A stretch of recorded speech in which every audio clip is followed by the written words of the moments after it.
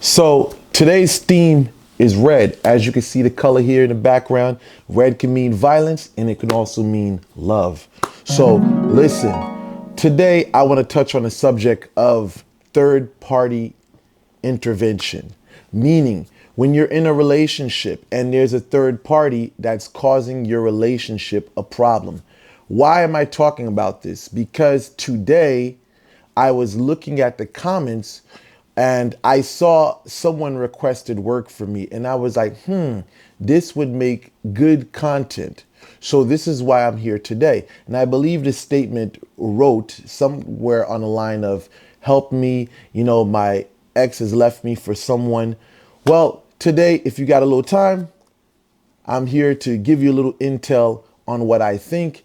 Before you go out and spend your money to the individual who wrote that, I think you should definitely take time to hear out what I have to say.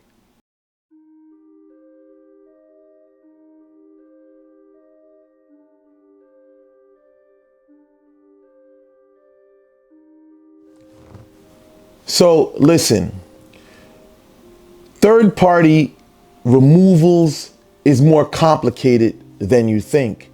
I know a lot of you people, you run the spiritualists. Oh my God, this person is messing with my relationship. They're intervening. Well, I got to tell you, there's a lot of factors that you have to take consideration, because this can affect how things play out in the work that you're inquiring on getting done. So listen, what was the reason why this person left? Because sometimes it's not a matter of witchcraft. Some things can be changed by just making adjustments to how you live your life. What was the reason for the person leaving you in the first place? Now listen, I'm not saying I'm a player. I'm just saying from what women have told me in the past. What I'm saying? Some women have told me, you look like a player. What I'm saying? So if I wasn't, why would you say I am, right? Like Eminem said, right? So listen, speaking from the side of an alleged perpetrator, a guy who has taken many women from guys whatsoever in the past, and not to say I haven't been the victim of that. One thing I will say that I've learned from that is that women usually leave because they're dissatisfied with something, right? The dissatisfaction can be finance, and that's a big one. It can be arguments.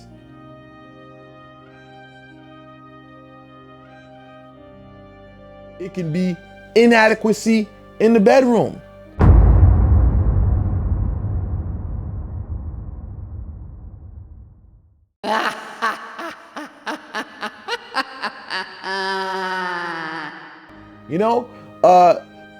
It could be you're not giving her the emotional support that she needs. What I'm saying? And not only that, if you're abusive, verbally or physical.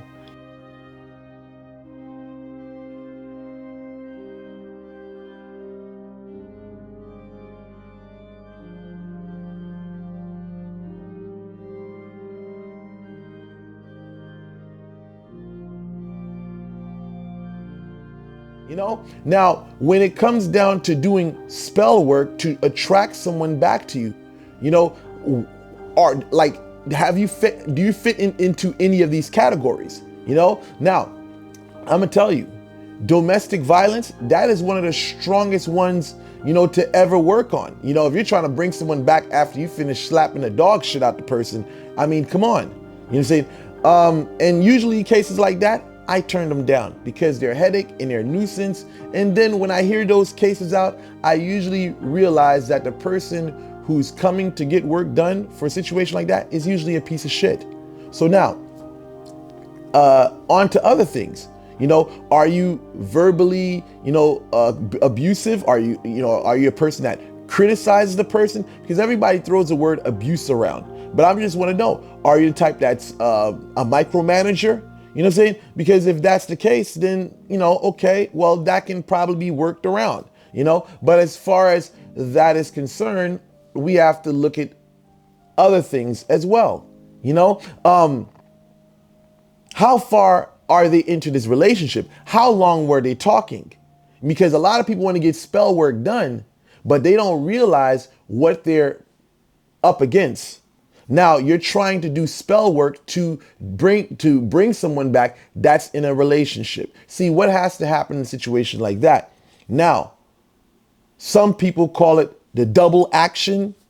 You're saying you need something along that line where you may have to draw the person, you'll draw the person to you while canceling out the third party, right? But now in a situation like this is not going to happen overnight. See, something like that is something that has to be done consistently, consistently. And most of the time when people inquire about doing spiritual work, they're not willing to invest time into working to bring that person back. Now, if I tell you the brutal, honest truth, if you tell me that person has left you and they've been with someone for a year or so or more, I'm going to tell you that's a very challenging case. I personally wouldn't even want to take a case like that, but I'm going to tell you this. If they've been together that long or a little bit more, you're going to have counterbalance time, like counterweights. Basically that time they've been together, you can pretty much expect that it's probably going to take around that same amount of time to break those people up. So if you're not the type of person that's willing to sit for a year or two, then leave it alone. See, I can understand, okay, well, all right, they just got together and, you do something to break them up. Okay, that's easy peasy. But again, this is not something this is not something that you can address with, one shoe fits all. It doesn't work like that, or one size fits all. It's something that you have to, look at from different angles. Is it even possible? Because the thing is, listen, if you fall in a situation where, okay, you got a restraining order put against you, y'all been separated for how long? Like probably 2-3 years, and she's moved on. She got a whole family. Do you really think a spell that, a spell work is going to basically bring that person back in a couple of days? Because most of you guys are expecting to do some work to break up a relationship that has been going on for 2 to 3 years. And you expect that, this is going to be done in probably a couple of days. And then after a couple of, hours or maybe a week or two, this person, actually you believe they're going to come back to you. It doesn't work like that. There's, for those viewers that's watching these videos, there's actual people that think spell work actually works like that. They think they go to a spiritualist and they pay them X amount of dollars to break up a situation that's been going on for a year or two, and they're expecting that that's going to happen within a week or two. See, that's not how real magie works. You know what I'm saying? Listen, I'm going to tell you this. You got to be the best version of yourself. Inadequacy is a very powerful thing when addressing a third party. Because the thing is, if you're the type that's sitting there moping, crying, oh my God, and putting all these depressing posts on social media, how do you think that person is going to view you? They're going to view you as being weak. See, the thing is, when you going through something like that, you want to put the best version of yourself out there. You know what I'm saying? Because at the end of the day, when a person looks at you like, damn, we broke up, we separated, and that's like, God damn, this person just moved on with their life that quick. See, the reality is when you start posting these depressing things, yeah, some people may fall for that. Some people may fall for that. But at the end of the day, most of the time, people are just going to look at you with pity and they're going to be like, oh, whatever, and they're going to be enjoying themselves with whomever they're with. So listen, if you one of those guys that's doing this shit out here, promoting a life that you don't live, and then when the woman finds out, look at his situation. Look at this guy's situation. This guy was up on social media promoting this lavish life, promoting this life that he didn't live, acting like he could take care of a bunch of women and this and that.